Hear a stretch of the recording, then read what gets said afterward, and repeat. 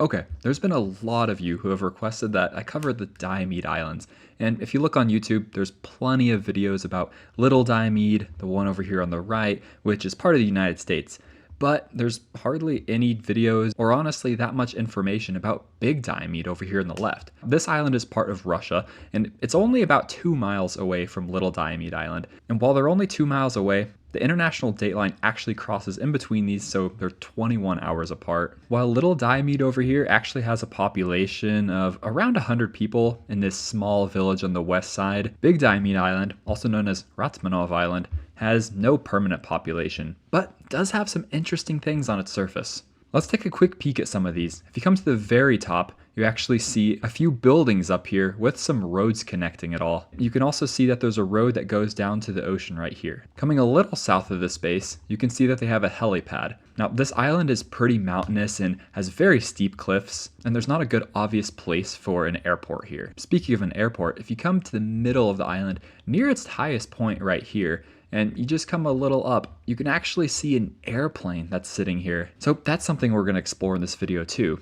What is this airplane and why is it here? Zooming out a little bit more, you can see a couple other interesting structures. You can see from the main base up here, there's plenty of dirt trails and roads that are leading all over this island. And there's obviously traffic today that's going from here to here. So if we come to the end of a lot of these roads, we can see a little structure over here. Looks like a building or an observation post of some sort. And continuing on the east coast of this island and zoom in right here, you can see what appears to be another building and some white glowing structure as well. This is also connected by roads. If you come up here, you can see something right here. It's unclear if it's a building because there's not really a shadow. And these roads do connect to the rest of the island. Also, way over here on the very eastern side, you can see a small structure right here. It seems too small to be a building, but we'll look into that as well. But first, let's zoom out to get a little bit of context of where we are.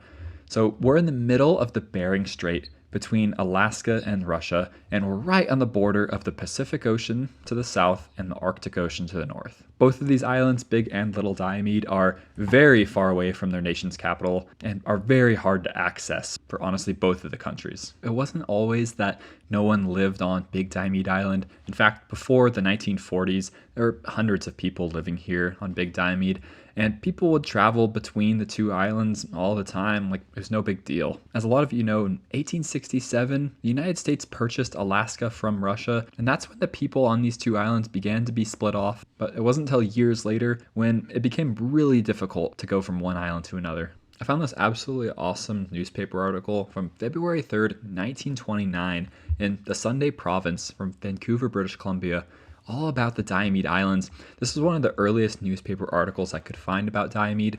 And you can see in the picture here, this is Little Diomede right here, that's close, and then far away is Big Diomede.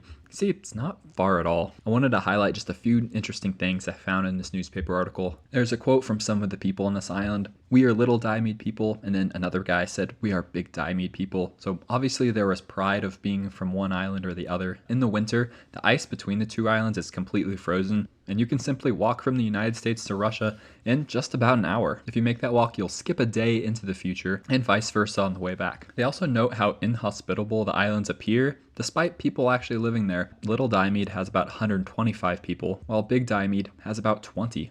The people of Diomede told the writers of this article that, according to their tradition, the first people that came to these islands came to Big Diomede, and they were attacked by invaders, but they made a bunch of man-sized stones that looked like people, so it looked like they had far more soldiers than they actually did. They also mentioned the funeral customs of the Diomede people at this time. They never brought the person through the door. They hoisted them through the skylight, usually covered with a membrane of a walrus intestine. They also talked about the food here in Diomede, which the writers of this newspaper article did not like. Let's fast forward to 1940, July 14th, when in the Miami Daily News, there was a newspaper article that noted that there is a new project on Big Diomede Island. It was regarded from the people there as being of military importance. Reports from Nome came out that there were a bunch of families that were working on a project up on Big Diomede Island, and it was generally agreed that a wireless station was being built and it was going to be manned permanently. Honestly, there were so many islands in the Russian Arctic and the Arctic in general around that time, which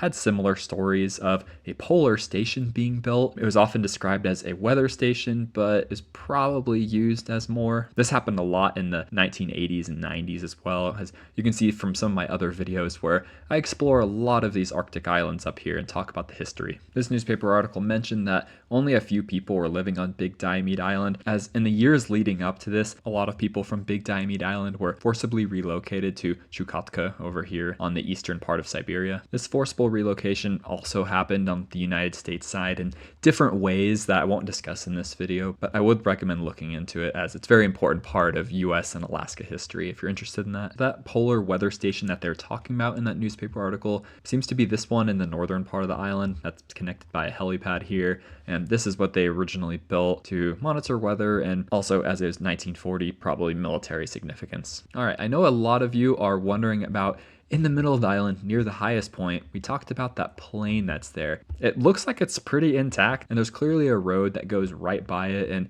maybe some marker or plaque next to it. So let's look into what this is. Interestingly, when I was doing research on the plane crash, I looked at the Russian Wikipedia page for Ratmanov Island, or Big Diomede, and there was no mention of the plane crash anywhere on here. However, the English page on Big Diomede Island does contain a short blurb about the crash, but provides no sources on here. I also couldn't find any newspaper articles about it. I could only find a couple random forum posts about what happened in the crash, and a lot of them weren't super helpful, but this is probably the most helpful article. And again, all of my sources are down in the description, so feel free to look at that. From reading the sources that I could find, this is basically the story. There was a Soviet Lisunov Li-2 that was tasked with flying around these remote outposts here in Siberia, and one of their tasks was to deliver mail and ballots to different areas, including over here on Ratmanov Island. Now, there's a person in the control tower that was watching all of this happen. They dropped off the mail here at Ratmanov Island, and it was supposed to go to the next location in around 45 minutes.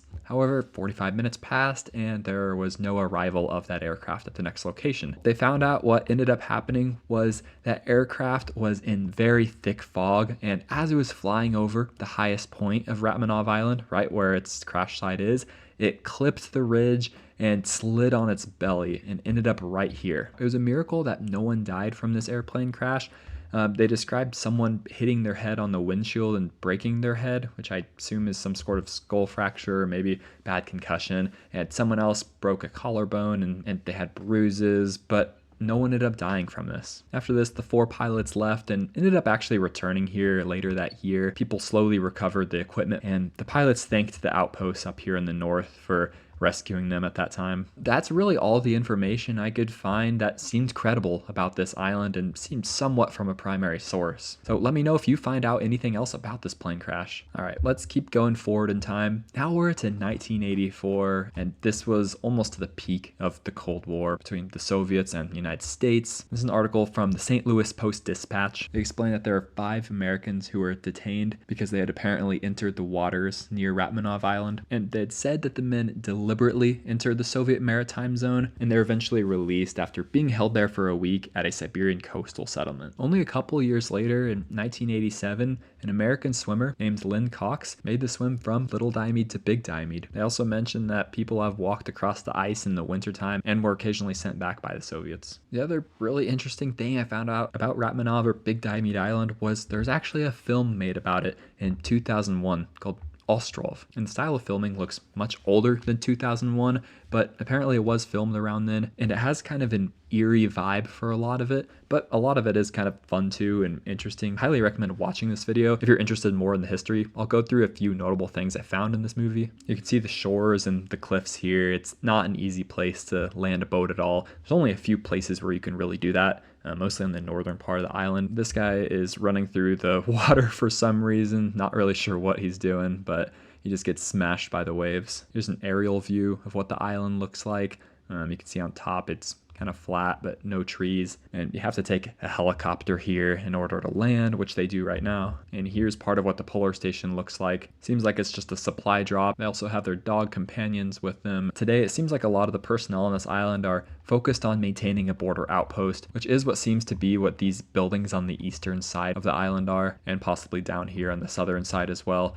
just to make sure there's no illegal crossings from one side to the other. Around 2020, in honor of the 75th anniversary of the Great Patriotic War, or as a lot of other people know, World War II, they built a memorial honoring that. It's a memorial dedicated to the first border guards who removed Americans to their territory back in 1925. They say in 1925, there's a border patrol ship. August 19th, 1925, this ship approached Ratmanov, or Big Diomede Island, and landed a party of sailors. Americans tried to resist and they used weapons and they left the island. After this, they hosted the state flag of the USSR. There's also another Russian article that I'll link down in the description. It goes into a lot of the history from the mid 1900s and also some of the history from the 1700s, which I didn't really get into in this video as I thought the more modern day history was more interesting. That's all I wanted to talk about in this video. Wanted to explore this outpost up top, a couple of the buildings throughout the island, and the mystery of that hidden aircraft. So hopefully you learned something about Big Diomede Island. I definitely did in researching this video. I have a ton of fun looking up old newspaper articles and articles from different countries and languages that I'm used to, because it offers a new perspective that you don't usually get by just seeing the same articles from groups and people you're familiar with. Anyways, thanks for watching, and let me know down in the comments what island I should cover next.